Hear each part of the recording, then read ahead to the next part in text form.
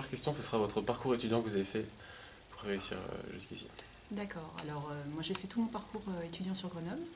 Donc, j'ai commencé par la fac de droit une première année, et puis comme ça marchait pas trop mal, j'ai été à l'Institut d'études politiques. J'ai eu la chance de pouvoir y rentrer, et du coup, j'ai continué les deux cursus en parallèle.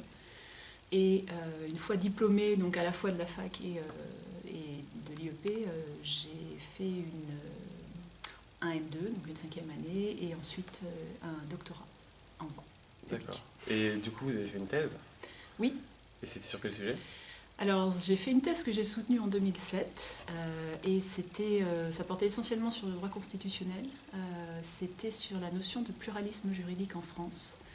C'est-à-dire, en fait, le fait pour certains groupes de la population, notamment les populations autochtones ou minoritaires, de pouvoir disposer de leurs propres règles juridiques, qui ne sont pas nécessairement celles qui s'appliquent au reste de la population. D'accord.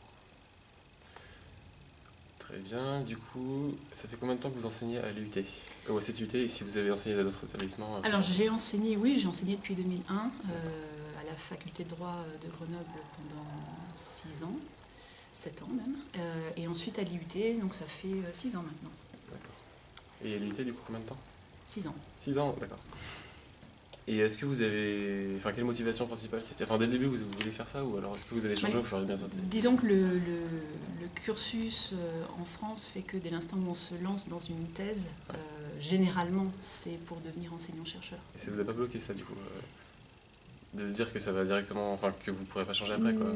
Non.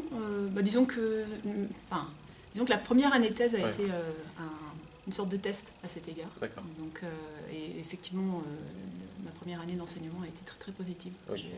Donc j'ai réalisé que ça me plaisait. Donc effectivement, après, j'ai pas remis en cause, et j'ai eu la chance d'être sélectionnée à l'issue de mon doctorat. D'accord.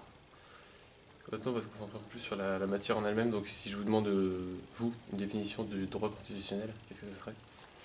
Alors, le droit constitutionnel, ce serait pour moi et pour tous les constitutionnalistes d'ailleurs, l'ensemble des règles auxquelles on attribue une valeur supérieure par rapport à l'ensemble des autres normes juridiques, et qui s'appliquent aux institutions politiques de l'État, à leur fonctionnement, donc notamment par exemple le président de la République, le Parlement, comment fonctionne le gouvernement, quels sont les liens entre le gouvernement, le Parlement, ou le président de la République, le Conseil constitutionnel. Et ce sont également les normes qui prévoient les libertés fondamentales et les droits fondamentaux des individus par rapport à l'État. Donc, par exemple, la liberté d'expression, la liberté de manifestation, etc. D'accord.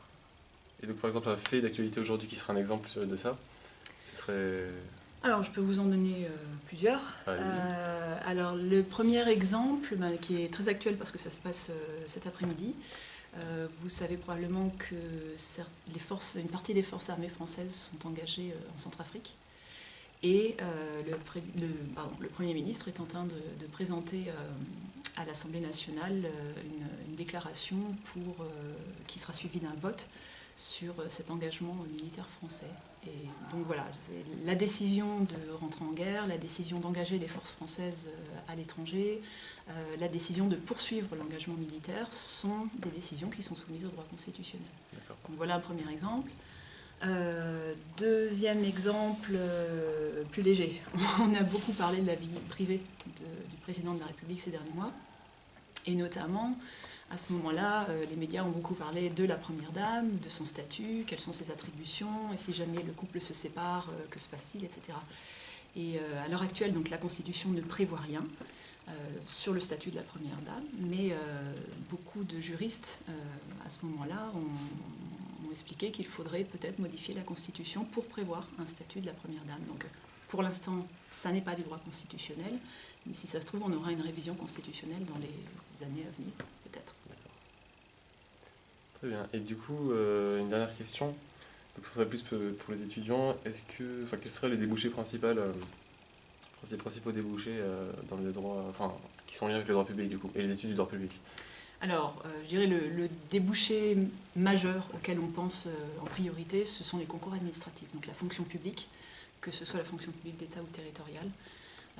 Donc il y a des concours qui sont organisés chaque année dans des domaines qu'on n'imagine même pas, parce qu'il y a beaucoup de métiers qui sont concernés par la fonction publique. Et puis il y a des domaines auxquels on pense beaucoup moins, notamment je pense à des avocats, parce que c'est vrai que quand on pense au métier d'avocat, on pense surtout à des avocats pénalistes ou civilistes, en droit de la famille, etc. Alors qu'en fait, il y a très peu d'avocats qui sont spécialisés en droit public, et alors que les collectivités territoriales ont énormément besoin de ces conseils juridiques, que souvent elles n'ont pas en interne, enfin surtout pour les petites collectivités territoriales. Et il y a vraiment une pénurie des avocats spécialisés en droit public. D'accord. Très bien.